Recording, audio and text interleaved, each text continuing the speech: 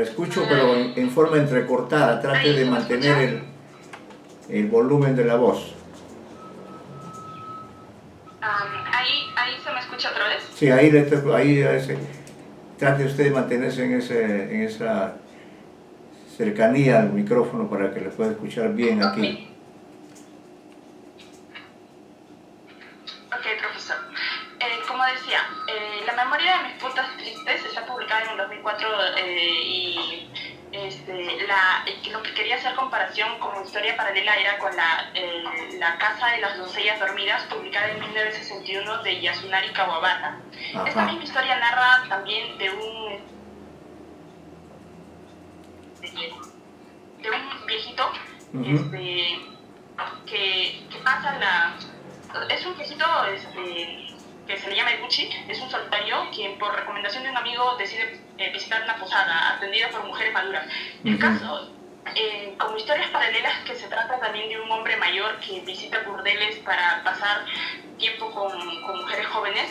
La diferencia con Gabriel García Márquez es que en el caso de La Casa de mis Bellas Durmientes, que es por este mismo escritor Yasunari Kawabata, es que no hay acto sexual con las mujeres, sino que es un hombre que va a estos burdeles y solamente se echa desnudo a las mujeres, pero sin acto sexual. Es como que la visión sexual o el placer sexual es lo que es por el placer sexual lo que pagaría, no por el acto sexual en sí. Entonces, lo más importante también es recalcar que Gabriel García Márquez hace un reconocimiento a esta obra al empezar su propio libro de mis putas tristes, y cito, ¿no? En cuanto a la obra de canción, el narrador da su edad... perdón, me confundí de cita. En cuanto a la cita, sí. No la encuentro. A ver.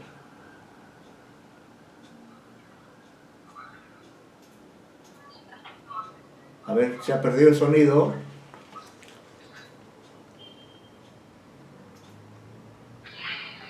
Ortega. Estaba buscándolo. Aquí. Es necesario tener en cuenta el realismo mágico en que se desarrolla esta obra y es posible imaginar la verdadera época en que se desarrolla esta historia.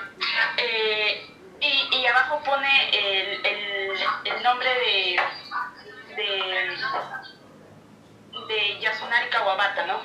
Entonces, es como que con esto se puede saber que Gabriel García Márquez ha leído esta misma historia. Claro. Entonces, poniendo en paralelo estas mismas historias, es como que ambos se han leído, aunque en diferentes épocas, porque uno está, el primero de La Casa de las Putas Tristes Dormidas está publicado en 1961 y el otro recién en 2004, ¿no? Otro ejemplo que encontré fue también seguido con Gabriel García Márquez, el libro de 100 años de soledad comparado con La Casa de los Espíritus de Isabel Allende.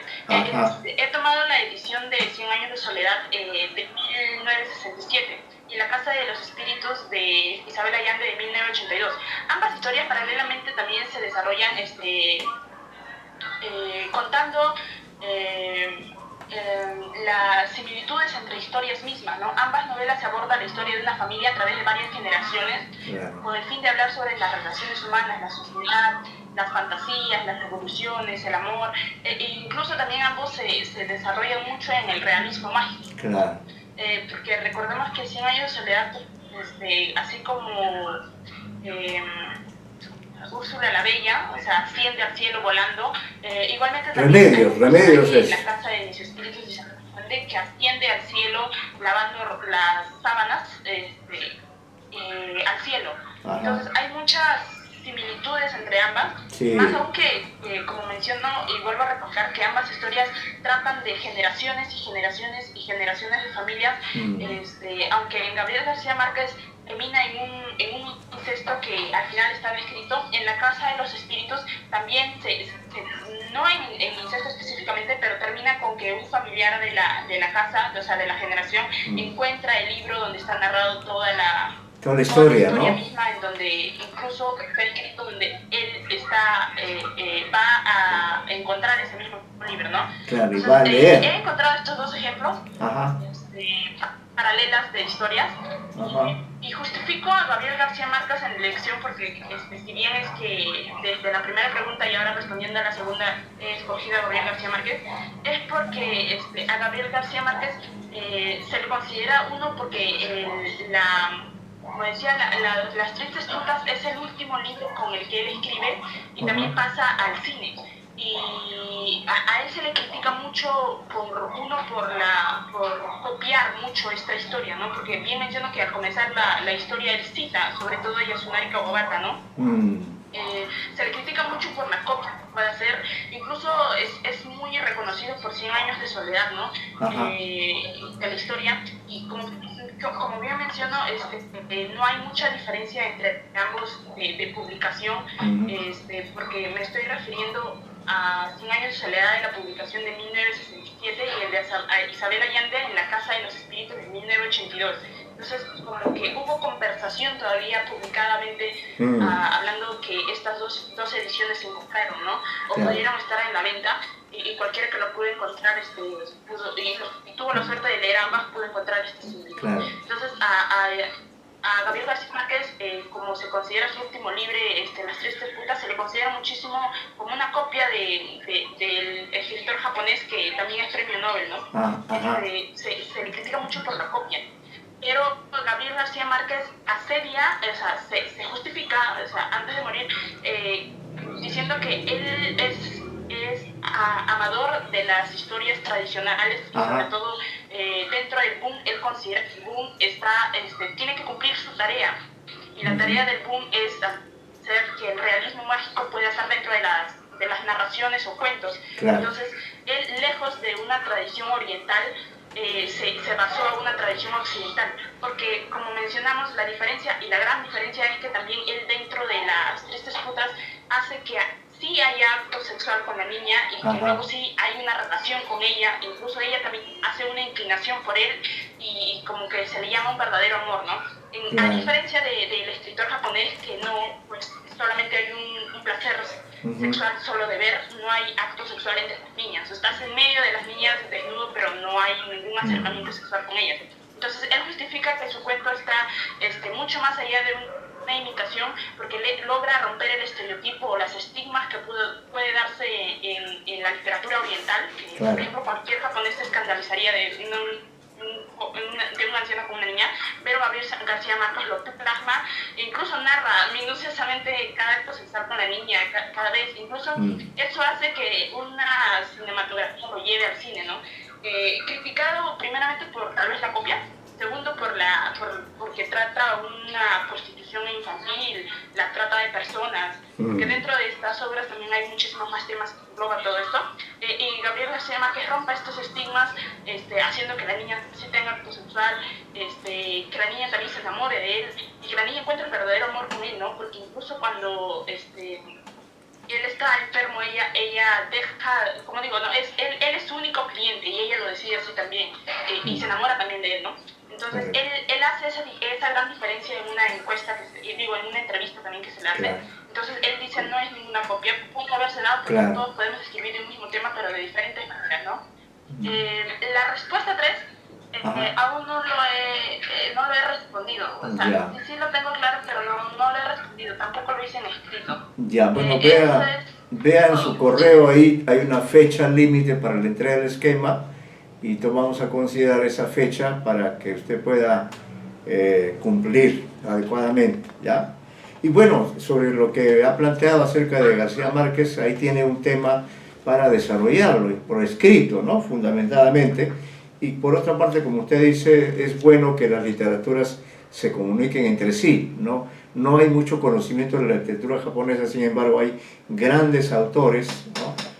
A los cuales hay que llegar,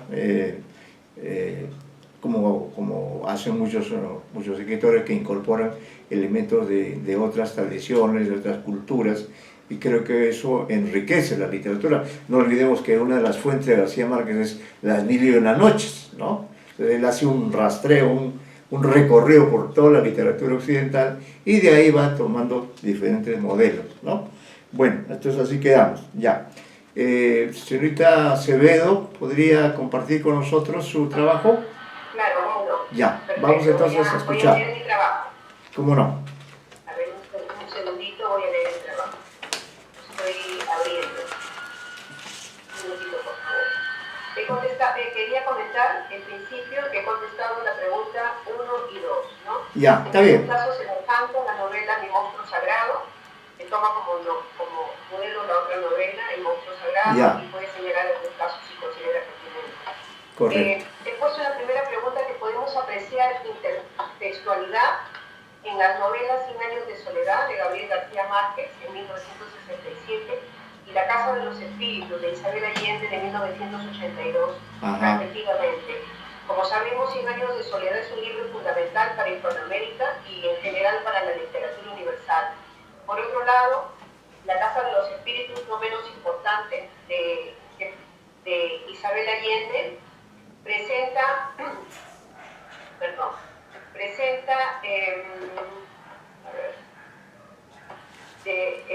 presenta una innegable similitud de tópicos e historias, ¿no? Son similitudes no solamente de los tópicos que toca, sino también de la propia historia. En ambas prestigiosas novelas se cuenta la historia de una familia a través de generaciones con el fin de tratar las relaciones humanas, la sociedad, los fantasmas y las revoluciones. En la pregunta 2 he puesto que encontramos intertextualidad en las novelas del español Francisco Ayala, Muertes del perro y El fondo del vaso. Son 2 novelas suyas, en las cuales los personajes de 2 espectadores de la tiranía, Pinedo y José Lino respectivamente, los que articulan los relatos con variadas formas, recopilaciones, confidencias, diarios, artículos de periódicos, etc. Son 2 novelas que están conectadas entre sí y que nos llevan a una exploración de la condición humana en busca de sentido. Por otro lado, encontré intertextualidad en el autor Luis Fuentes, en sus apuntes de bitácora, que nos presenta a Luder, uno de los personajes más representativos y queridos de Ribeiro. En los textos del texto se establece una especie de pacto entre autor, narrador y protagonista dentro de la estructura literaria y la relación intertextual, otorgando nuevas posibilidades narrativas. En breves y sencillas palabras, las páginas de apuntes de bitácora, otros dichos de Luder, nos transmiten el amor a la vida y a la verdad y a la belleza. Seguramente Fuentes ha querido mantener el espíritu irónico y sarcástico del personaje original, incluyendo el personaje rebeliano en su propia creación. Eso sería lo que he enviado. Ya, claro, sí. Fuentes, Luis Fuentes, el autor de Apuntes de Bitácora, es una persona muy vinculada a Ribeiro. Él preparó una bibliografía muy exhaustiva sobre Julio Ramón Ribeiro. Es ribeiriano en todo el sentido de la palabra, porque él es un lector que tiene todas las ediciones de Julio Ramón, ¿no? Se dedicaba a recopilar todo lo que se publica, y así fue como lo conocí, y efectivamente compartió también conmigo este libro Apuntes de Bitácora, y bueno, tiene esa faceta también de la creación, ¿no? La creación literaria en realidad es libre, uno puede tomar a un autor como referencia y dialogar con él, como es lo que está haciendo Luis Fuentes, ¿no? Así que en ese sentido, pues agradecemos este aporte, porque justamente estamos en el mes de Ribeiro, vamos a seguir recordándolo, ¿no? Y entonces, no sé si, gracias Norita por el aporte, no sé si está el señor Tupayachi o está definitivamente ausente.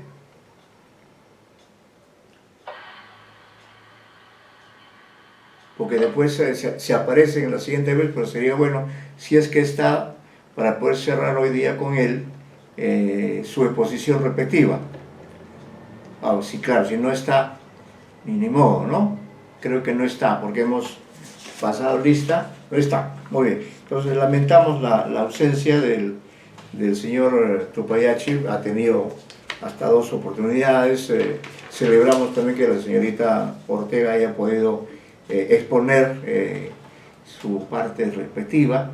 En algunos casos quedan pendientes todavía los esquemas, las personas están leyendo, y nosotros también en ese sentido, en esta parte ya final del curso, queremos seguir de todas maneras el hilo de la crítica literaria, ¿no? Con un proyecto para las clases finales, que ya no son muchas en realidad, que van a tener este mismo sentido de diálogo, este mismo sentido de producción de conceptos a partir de ciertas premisas que yo voy a plantear. Esta premisa, lo fundamental, apunta a, diríamos, compartir el concepto de proyecto crítico.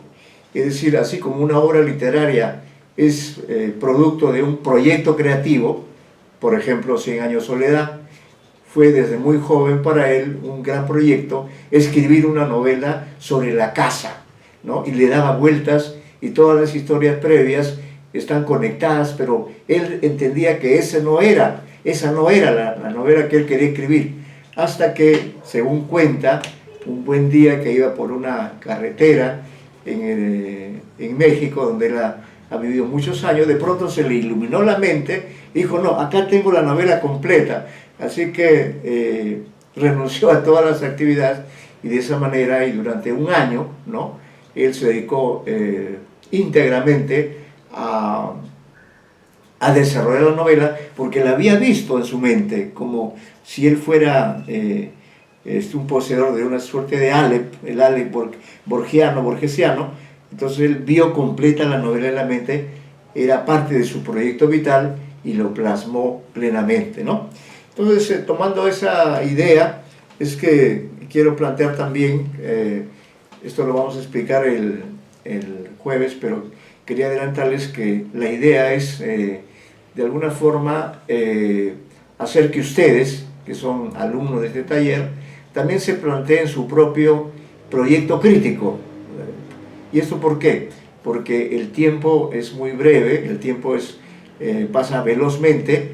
Entonces lo que vamos a tratar de hacer es reflexionar acerca de eso y plantear algunas cuestiones específicas ese día referente, digamos, a la idea de que cada uno de ustedes, de manera personal, tenga su proyecto crítico. Aparte que puede tener su proyecto creativo, su proyecto crítico comprenderá lo que sugerimos que ustedes hagan, considerando ya la próxima década, porque esta década, aunque estamos, ya estamos terminando, ojo, la segunda década del siglo XXI, ¿no? Este año 2020 se cierra la segunda década del siglo XXI.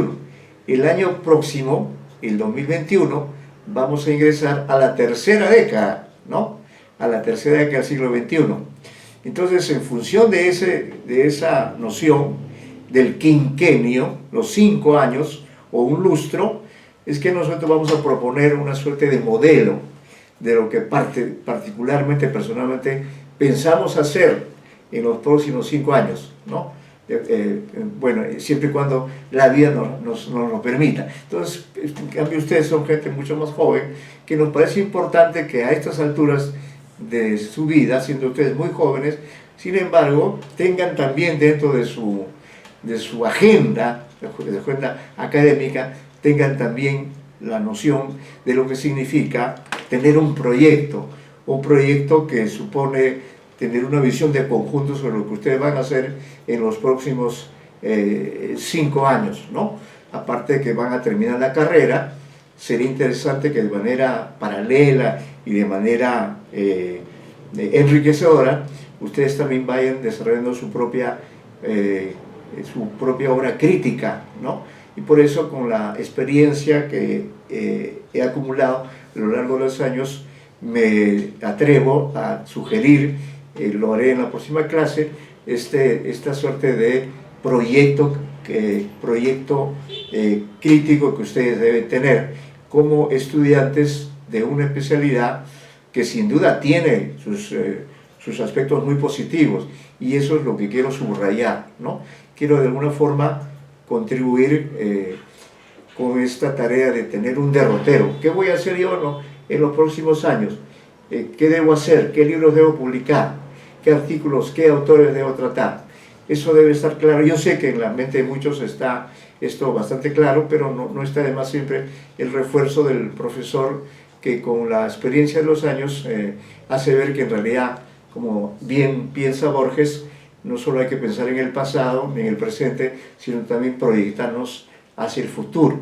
Entonces, en la próxima sesión que tengamos, yo plantearé el llamado el proyecto crítico, para que cada uno de ustedes también, paralelamente, a partir de esta suerte de propuesta que yo voy a hacer, de esta propuesta personal, ustedes puedan tomar como referencia y podamos trabajar con algunos textos enriquecedores, que seguramente vamos a enviar esta propuesta un poco antes de la clase. Sí, la van a tener antes la próxima clase es el jueves, de manera que probablemente mañana o ahora más tarde vamos a mandar esos apuntes, una suerte de apuntes de bitácora, ¿no? Podemos decir, ese es el sentido que va a tener este documento que vamos a compartir con ustedes, un apunte de bitácora o agenda crítica, ¿no? Tengo yo acá mi agenda, entonces ahí voy a poner qué debo yo producir en los próximos 5 años en función de la demanda, ¿no? En función de lo que la sociedad espera de mí. Entonces, la sociedad espera mucho de cada uno de ustedes, ¿no? Cuando digo sociedad me refiero sobre todo a la comunidad literaria, la comunidad académica en la cual ustedes se desenvuelven. Entonces, en ese sentido es que quiero orientarlos y hacerles ver que ustedes son estudiantes sanmarquinos, que no es una denominación vacía, no, todo lo contrario. Del estudiante sanmarquino siempre se espera ciertas realizaciones, ciertas producciones, ciertos libros, y ustedes son potenciales autores de libros, y entonces mi función como profesor de ustedes consiste en decirles, miren, sobre todo céntrense en estos aspectos, tomen en cuenta estas áreas, ¿no? Porque ustedes, conforme avance el tiempo, van a crear más expectativas, la gente va a esperar de ustedes, no solamente sus familiares, sino también sus colegas, la comunidad. Es bueno, por ejemplo, entre otras cosas, ¿no?, que ustedes piensen en la posibilidad de hacer un viaje, como ya he señalado. Para todos debe ser una experiencia hacer un viaje, para tener la experiencia de continuar los estudios en algún otro país o en alguna otra zona del mundo. Esto enriquece mucho, ¿no? Pero aparte de eso hay otras ideas que compartiré con ustedes en la próxima sesión que vamos a tener. Ya estamos en las clases últimas o penúltimas, así que quería aprovechar que, como hemos trabajado una serie de aspectos del mundo literario, con lo que expondremos en la próxima clase, creo que vamos a redondear esa visión de conjunto, vamos a plantear una especie de atalaya, y desde esa atalaya, desde ese mirador, vamos a proponer qué harán ustedes en los próximos 5 años, qué deben hacer. Esa es la idea. Como profesor, repito, me atrevo a proponer una suerte de itinerario, una suerte de proyecto para los próximos 5 años, porque los 5 años se van a pasar volando, y además de sacar el bachillerato, la licenciatura, ahora la lista de los estudios que tienen que ser más amplia que cuando yo estudiaba, pero dentro de eso yo quisiera rescatar lo importante que es para ustedes, sean creadores y críticos, ambas cosas, lo importante que es que en su faceta de críticos ustedes sean también creativos, sean productivos. He escuchado muy buenas exposiciones, muy buenas conexiones, entonces toda esa efervescencia tiene que plasmarse a través de artículos, ensayos, que finalmente también se convertirán en libros, ¿no? En eso utilizaremos el método de José Carlos Mariátegui, ¿no?, a quien ustedes han leído sin duda, y él nos da su método para hacer libros. ese método para hacer libros consiste simplemente en ir escribiendo artículos y de pronto, dice Mariátegui, de pronto me di cuenta que ya tenía listo un libro. ¿Qué le ocurrió con sus 7 ensayos de interpretación de la realidad peruana, ¿no? El último ensayo, precisamente, es el ensayo sobre la literatura, que dicho sea de paso, dio motivo a un gran debate crítico, ¿no? La obra que publicó Mariátegui el año 26 o 28, si no me equivoco, estos 7 ensayos de interpretación de la realidad peruana, con este último ensayo, que es el que nos concierne, ¿no? Mariátegui cerró un ciclo de reflexión sobre qué cosa era la literatura peruana, digo en pasado porque esto corresponde al siglo XX, ¿no?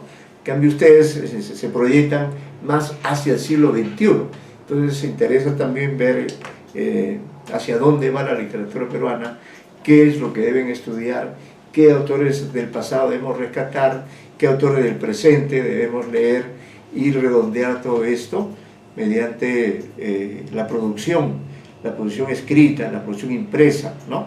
Por eso es que el examen final es este artículo, esta reseña o artículo, llamémoslo de las dos maneras, acerca de una obra cuya lectura hemos compartido pues a lo largo de estas clases, así que estaremos con ustedes el próximo jueves, como siempre, a las 5 de la tarde, para continuar, para proponer esta agenda para los próximos años, ¿no? Esa es la idea y les agradezco pues a todos los que han expuesto, con lo cual hemos cerrado ya este ciclo. Ya lamentablemente no ha asistido el señor Tupayachi, en fin, ya esperemos que esté presente en la próxima clase, ¿ya? Con esto cerramos por hoy la clase y nos vemos el próximo jueves a las 5 de la tarde, ¿no? Creo que estamos concluyendo, no sé si hay alguna pregunta. Agradecemos a todos quienes hayan expuesto, que nos han enriquecido con sus aportes, con sus ejemplos y nos han incentivado a leer obras que uno a veces no ha leído o tiene que volver a leer, como el paralelo que han hecho ahora ustedes entre 100 años de soledad y La casa de los espíritus, ¿no? Se criticó mucho, como siempre, que sí, que hay una copia. Yo creo que no hay una copia, ¿no? Lo que pasa es que una obra tan fructífera como 100 años de soledad, desea o genera en los potenciales escritores el deseo de hacer una obra que de alguna forma complete, ¿no? Y eso es lo que creo que ha hecho Isabel Allende y otros escritores que han seguido el modelo de García Márquez. Hoy día se ha citado bastante a este gran escritor, ¿no?